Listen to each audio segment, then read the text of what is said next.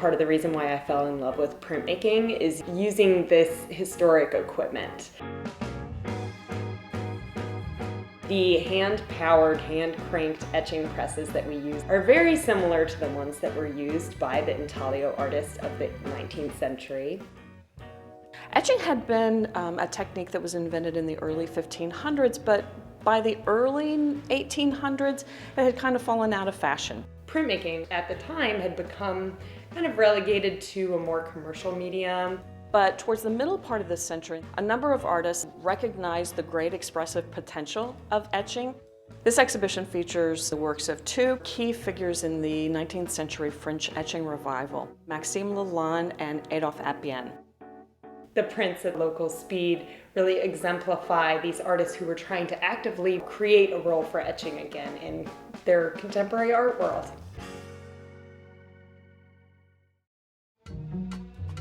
Calliope Art's printmaking studio very kindly lent a number of printmaking tools to help our visitors better understand the process and everything that goes into it.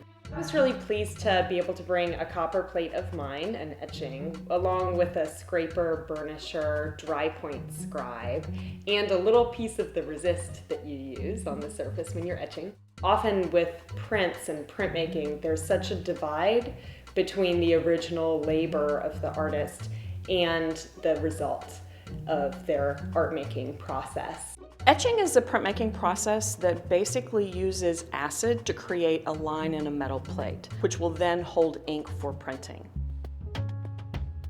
Different processes have been applied to the surface. They start with a piece of flat copper. You can use a waxy resist coating on top of the plate, draw into that, and then use acid or an etchant to etch away the areas that you've drawn. So a little groove is created, and in the printing process, it's this groove that will hold the ink.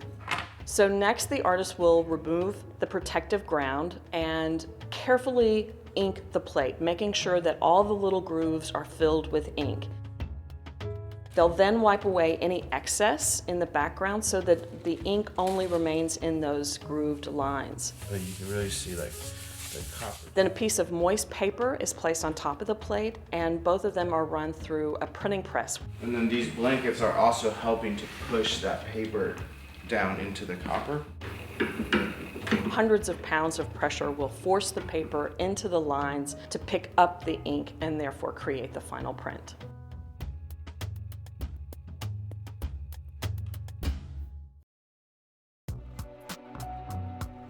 With a staged technique, longer, shorter periods of time in the acid, you can get this wide variety of line weight and quality. So you can get dark, thick lines all the way to these really wispy, atmospheric lines. This is a print by Maxime Lalanne that depicts a snow scene in his hometown of Bordeaux. And in it you see Lalanne really exploiting all of the possibilities of etching to create variations in tone. And this is done by etching the plate in multiple stages. The longer the plate is in the acid, the deeper the grooves become and the blacker the lines become. Another technique that he did goes beyond the actual etching of the plate itself and the way that it's printed. Ordinarily, the artist will very cleanly wipe the plate so that ink only remains in the grooves themselves. But in this case, if you look very closely, Lalanne has left this thin film of ink in the corners of the sky, so you get this kind of overall tonal sense of gray that adds to the atmosphere of this snowy scene. Although Lalanne and Appian were depicting very similar subjects, they took a very different approach to the etchings that they created. For Lalanne, the use of line was all about clarity of form. He used line to define the shapes of the objects he depicted. Appian, on the other hand, was much more expressive in his prints. He created these very strong contrasts of light and dark to create a mood.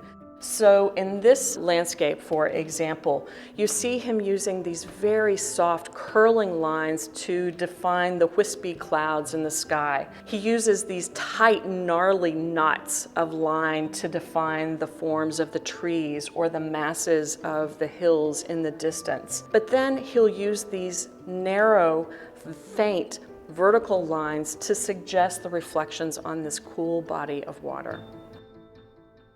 During the 1850s and 60s, entire neighborhoods, old medieval neighborhoods, were demolished to make way for the wide boulevards that we recognize as being so characteristic of Paris today.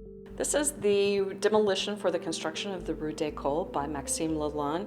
You see a few workers in the foreground, and if you look a little bit closer, you'll see laundry that's been strung outside the windows hanging to dry.